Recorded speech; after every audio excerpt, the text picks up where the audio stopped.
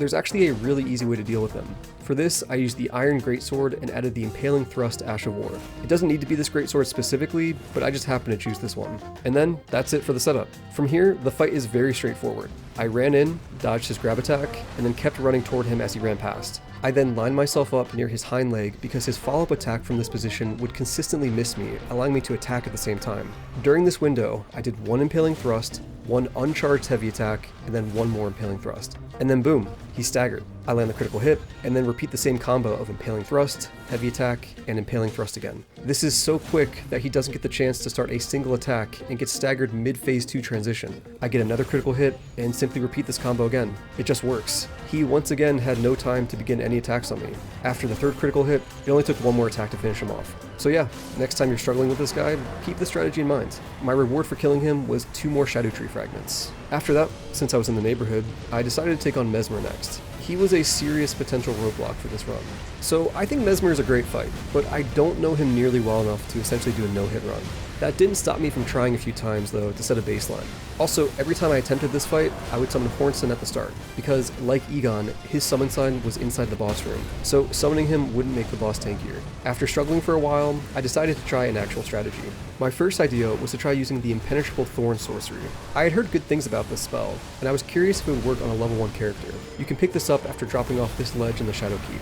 I also used the Demi-Human Queen Staff, because I think that's the best option when you have really low stats, but I could be wrong. I decided to test out the spell on the Great Red Bear in Shadow Altus. Even with a very unoptimized setup on a level 1 character, this spell fucking shreds. It does tons of damage and procs bleed very easily. By using my Great Shield soldiers to hold aggro, I dealt 30,000 damage to the bear within 12 seconds. One thing to note though is that every time I cast the spell, I dealt 50 damage to myself. Normally this isn't a big deal, but when I only have 400 HP, it's something that actually starts to matter. Anyway, I decided to try it for real against Mesmer. My strategy boiled down to summoning Hornsent to hold aggro while I tried to get some hits in from behind. Unfortunately, this ultimately didn't work great for me because the spell was just a little too slow and Mesmer was just a little too fast. And after my Opaline Bubble Tier wore off, one hit was all it took to end the run. Additionally, Mesmer jumps around a lot, so that would cause the thorns to miss fairly often. Therefore, I decided to bring the turkey leg back out. It hadn't failed me yet. I also added the Seppuku Ash of War to a sword to stab myself as part of the buffing setup, since proccing bleed on myself activates the damage boost from Lord of Blood's Exaltation and the White Mask. And a quick note about buffing, since I'm starting to pile them on now. Aside from knowing that certain buffs don't stack, the main thing to know is that the order you buff should be from longest to shortest duration. I'm sure that's obvious to a lot of you, but yeah, it's worth mentioning. And since the blood buff from Seppuku only lasts for 20 seconds, that was the final buff I would activate each time. Anyway, it took a lot of tries, but here's what I did. I ran in, summoned Hornsent, and then dodged the opening attack. Then I landed a charged heavy. Next, I tried backing off to have Hornsent take aggro, but I got hit. Luckily, this was fine since I had the Opaline Bubble Tier to account for mistakes like this. Then, after Hornsent had aggro, I went for a second charged heavy. This was enough to bleed and stagger Mesmer. I got the critical hit, and then did another charged heavy as he was getting up. This was enough to bleed him again and send him into phase 2.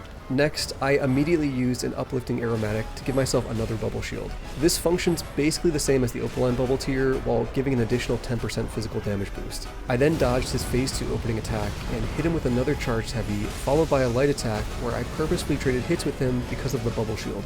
I dodged and then hit him with another light attack to stagger him once again. I got the critical hit, proc bleed, and then landed one more charged heavy and one more light attack as he was getting up. And there you go, that was enough to do it. The stagger and bleed damage from the turkey leg was just too good. Mesmer down.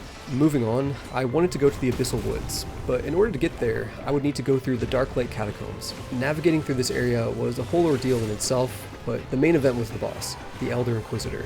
For the sake of variety, I wanted to try out a new strategy.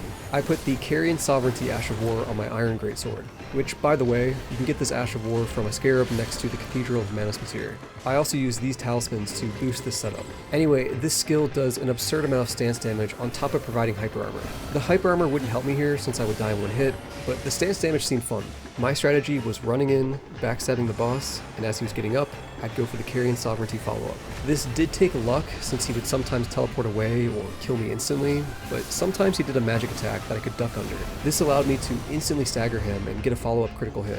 This was almost enough to kill him, but sadly, stamina was an issue, and I would usually just die immediately after. After trying this for a while, I decided to say fuck it and use the turkey leg again.